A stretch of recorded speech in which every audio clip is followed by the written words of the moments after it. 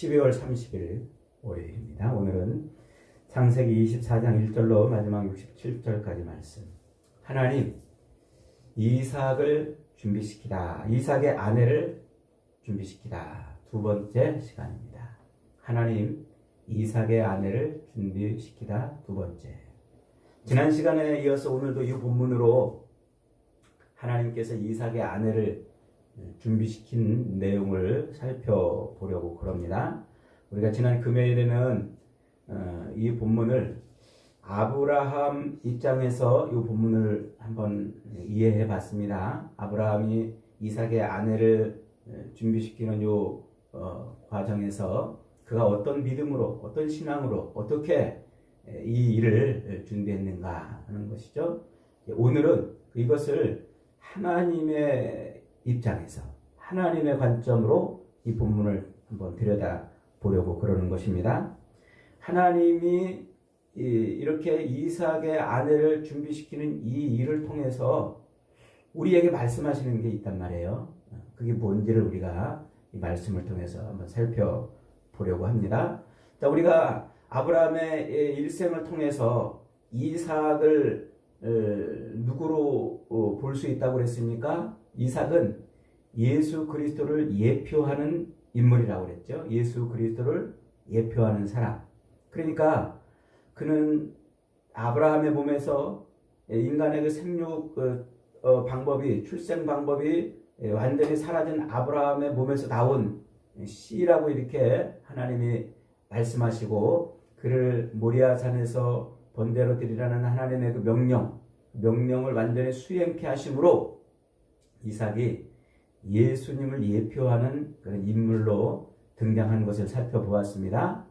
그런데 창세기 22장에서 그렇게 이삭을 번제로 하나님 앞에 드리라는 명령을 수행했을 때 하나님이 이삭 대신에 어린 양을 준비시켜서 대신 번제를 하게 하십니다. 그리고는 하나님이 뭐라고 말씀을 하시냐면은 이렇게 말씀을 하셔요. 창세기 22장 17절에 내가 네게 큰 복을 주고 네 씨가 크게 번성하여 하늘의 별과 같고 바다의 모래와 같게 하리니 네 씨가 네 대적의 성문을 차지하리라. 또 네 씨로 말미암아 천하 만민이 복을 받으리니 이는 네가 나의 말을 준행하였음이니라 하셨다 하니라. 거기서 우리가 눈여겨봐야 될 게 뭐냐면, 지금 하나님이 이삭을 번제로 드리라고 하는 이 말씀에 순종한 그 아브라함에게 뭐라고 말씀하시냐면, 이삭의 씨가 하늘의 별처럼 많을 것이다. 바다의 모래같이 많을 것이다. 이렇게 말하지 않고 아브라함의 씨가 하늘의 별처럼 바다의 모래처럼 많게 할 것이다. 이렇게 말했다는 거예요. 그 다음에 또 뭐라고 말씀하시냐면 네 씨가 대적의 성문을 얻으리라. 성문을 차지하리라. 네 씨로 말미암아 천만인이 복을 받고 또 그렇게 될 것이다. 이렇게 말하고 있다는 거예요. 그러니까 아브라함아, 이삭으로 말미암아 이삭이 성문의 대적을 얻고 대적의 성문을 얻고 이삭이 천만인의 복이 될 것이다. 이렇게 말하지 않고 아브라함에게 내 씨가 그렇게 될 것이다. 이렇게 말했다는 거예요. 굉장히 중요한 표현입니다. 이게 이 씨라는 말이 누구라고 그랬어요? 창세기 3장 15절에서 여자의 후손이라고 말할 때 그 후손이라는 단어하고 똑같은 단어예요. 근데 거기서는 후손이라고 번역해놓고 여기서는 씨로 번역했는데 중간에서 이 씨라는 얘기가 계속 나왔단 말이에요. 그러니까 하나님께서 지금 아브라함에게 이삭의 번제를 통해서 뭐를 보여주시냐면 이삭이 예수 그리스도를 예표하는 인물이라는 것을, 사람이라는 것을 말해주려고 그러는 것입니다.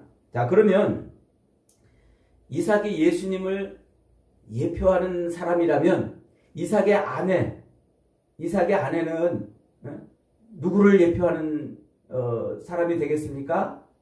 예수 그리스도의 신부를 예표하는 사람이겠죠. 바로 그런 그림을 여기서 지금 담아내고 있다는 거예요.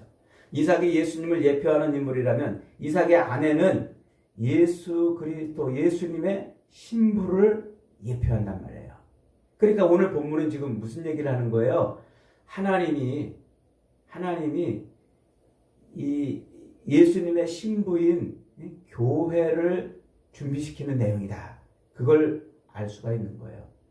아버지 아브라함이 아들 이삭을 위해서 신부를 준비시켜서 신부를 만나게 하시는 것처럼 아버지 하나님이 아들 예수 그리스도의 신부인 교회를 준비시켜서 그리스도와 연합되게 하시는 바로 그 신학적 내용을 담고 있는 거예요. 그래서 이 내용이 굉장히 중요한 의미인 것이죠. 그걸 어떻게 알 수가 있느냐? 우리가 그걸 어떻게 알 수가 있느냐? 창세기 22장 17절에서 하나님이 아브라함에게 이삭을 바치는 그 순종을 한 아브라함에게 뭐라고 말하냐면 네 씨가 대적의 성문을 차지할 것이다 이렇게 말해요. 한번 따라합시다. 네 씨가 대적의 성문을 차지할 것이다. 그런데 이 말을 똑같이 누구에게도 지금 하고 있냐면 오늘 본문의 60절 한번 같이 읽어봅니다. 본문 시작. 리브가에게 축복하여 이르되 우리 누이여 너는 천만인의 어머니가 될지어다. 네 씨로 원수의 성문을 어떻게 할지어다. 그러니까 이삭의 그 순종을 통해서 아브라함에게 네 씨가 대적의 성문을 차지할 것이다 라고 말했는데 지금 똑같이 이 리브가의 가족들이 리브가를 축복할 때 네 씨가 대적의 성문을 원수의 성문을 얻게 할 것이다 이렇게 말한단 말이에요. 이게 지금 인크루즈 기법인 거예요. 수미 쌍관. 이 이삭의 인생과 리브가의 인생이 같은 인생이라는 거예요. 지금 이삭과 리브가가 서로 연합돼서 한 몸이 되어서 같은 인생을 살 것인데, 자 그렇다면 네 씨가 대적의 성문을 얻는다, 또 원수의 성문을 차지한다. 이 말이 무슨 말일까요? 이 말은 이제 이 히브리 문화, 이 히브리 백성들의 언어의 하나의 관용구예요. 관용구. 무슨 관용구? 대적으로부터 승리를 얻을 것이다 하는 관용구인 것입니다. 그러니까 지금 무슨 얘기를 하고 있냐면 이삭의 씨가, 이삭으로 이어지는 그 씨가 대적의 성문을 차지한다. 이 말이 이삭의 씨가 대적을 무찔러 버릴 것이다. 성문을 차지한다는 것은 그 성을 함락시킨다는 것을 의미해요. 그러니까 이삭의 씨가 대적을 무찌르고 승리할 것이다. 그런데 누구도 그럴 것이다? 리브가의 씨도 그럴 것이다. 리브가와 이삭이 서로 연합돼서 그 씨, 같이 연합되어서 나오는 그 씨가 이제 큰 승리를 얻을 것이다. 요 그림이란 말이에요. 자, 그러면 이삭과 리브가가 연합되어서 나오는 그 씨가 누굽니까? 그분이 예수 그리스도이신 거예요. 그래서 그 예수 그리스도가 자기의 신부를 만날 때 이삭이 리브가를 만나서 연합해가지고 그 씨가 대적의 성문을 얻는 것처럼 예수님이 자기 신부를 만나가지고 대적의 성문을 얻는다는 이야기가 신약에 기록이 돼 있어요. 신약 성경에. 자, 어디에 기록되어 있냐면 마태복음 16장에 가면은 가이사랴 빌립보에 가가지고 예수님이 제자들에게 물어봐요. 야, 사람들이 나를 누구라고 그러냐? 그랬더니 더러는 엘리야라고 그러고 더러는 선지자라고 그럽니다. 그러니까 예수님이 그래? 그러면 너희는 나를 누구라고 그러냐? 그러니까 베드로가 나서가지고 주는 그리스도시요 살아계신 하나님의 아들이십니다 이렇게 말해요. 그러니까 예수님이 옳구나, 아주 네가 바른 대답을 했다. 이를 네게 알게 한 이는 하나님이시다. 그러면서 뭐라고 말씀을 하시냐면은 예수께서 이르시되 바요나 시몬아 네가 복이 있도다. 이를 네게 알게 한 이는 혈육이 아니요 하늘에 계신 내 아버지시니라. 또 내가 너에게 이르노니 너는 베드로라. 내가 이 반석 위에 내 교회를 세우리니 음부의 권세가 이기지 못하리라 이렇게 말해요. 음부의 권세가 이기지 못하리라. 반석, 이 베드로의 고백 위에 교회를 세울 것인데 그 교회는 뭐 한다고요? 음부의 권세를 이긴다 이렇게 말해요. 자, 거기 우리가 한번 성경을 찾아봐야 돼요. 마태복음 16장 한번 찾아보세요. 마태복음 16장 17절, 18절입니다.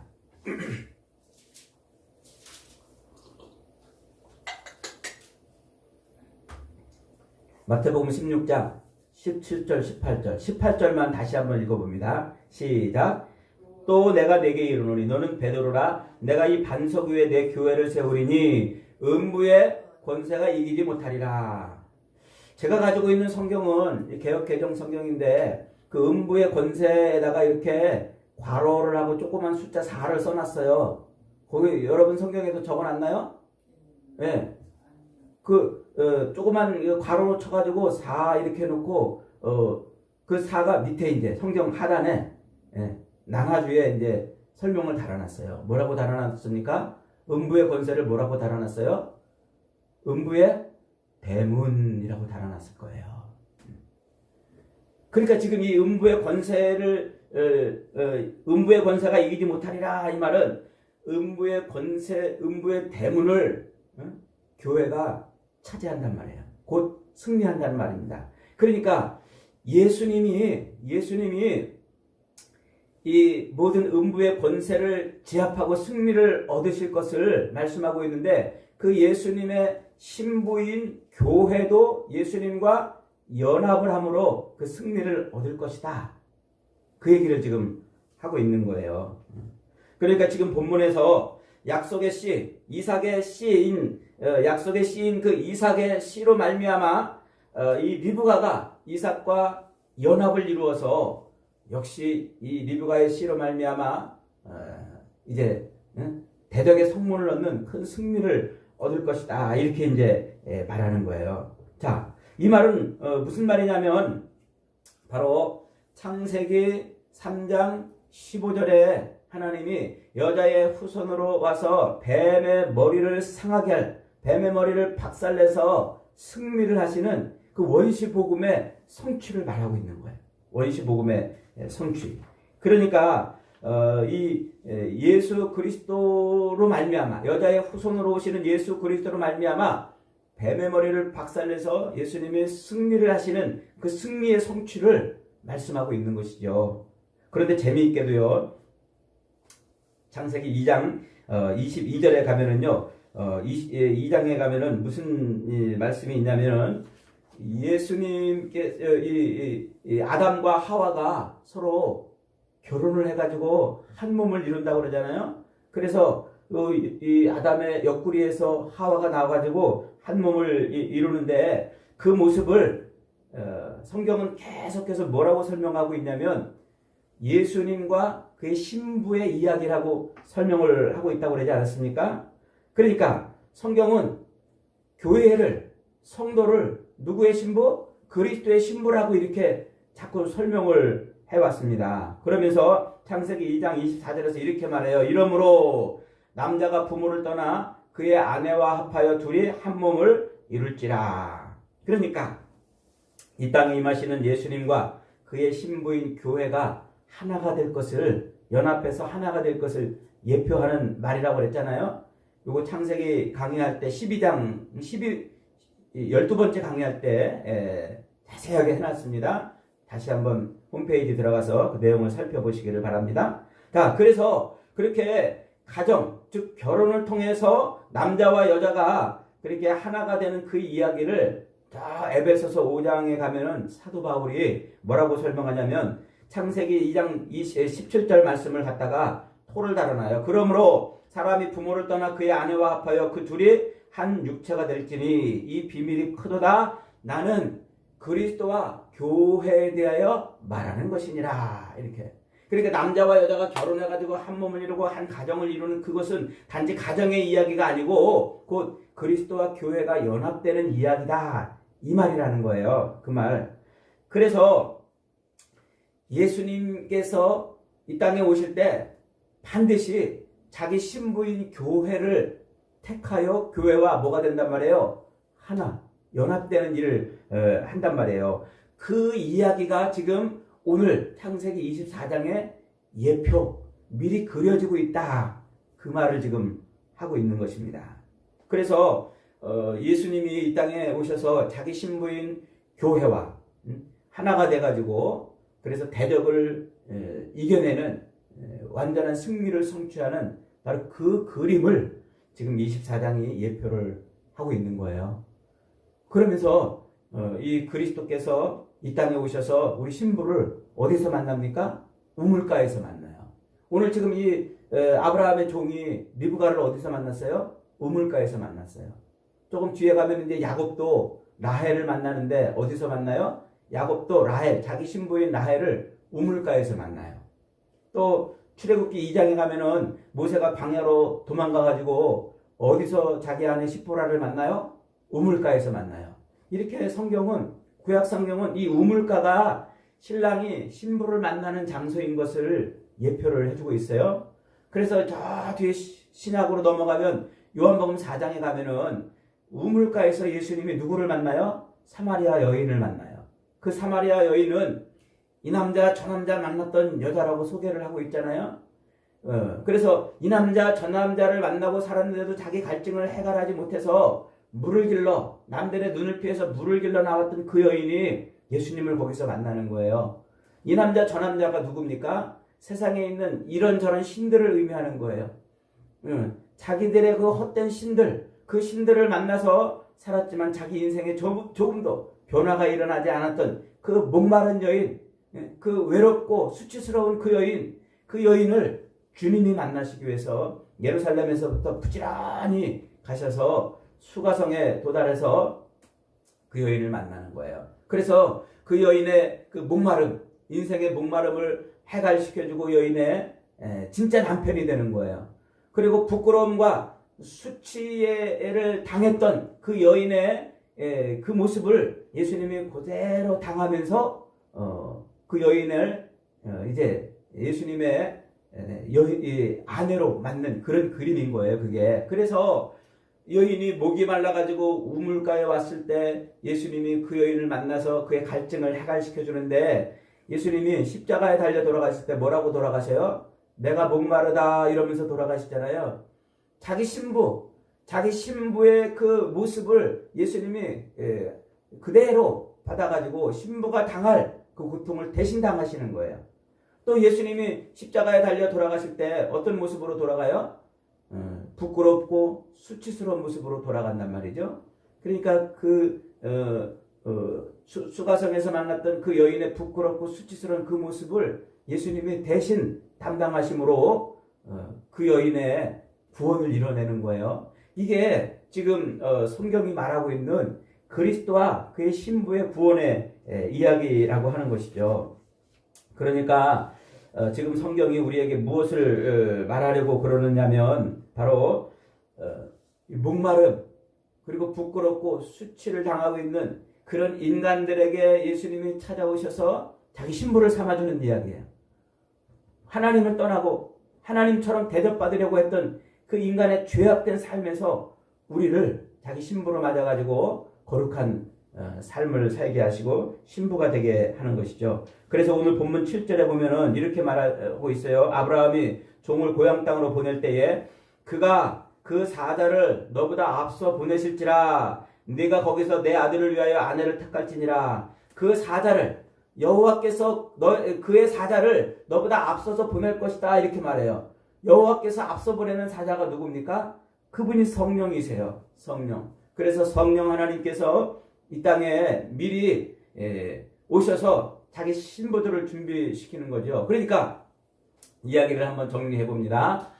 아버지 아브라함이 아들 이삭을 위해서 종을 보내가지고 그 신부를 데려오게 하는 이 그림이 하나님 아버지께서 그 아들 예수 그리스도를 위해서 성령을 통해 그 신부를 준비시키는 내용이란 말이에요.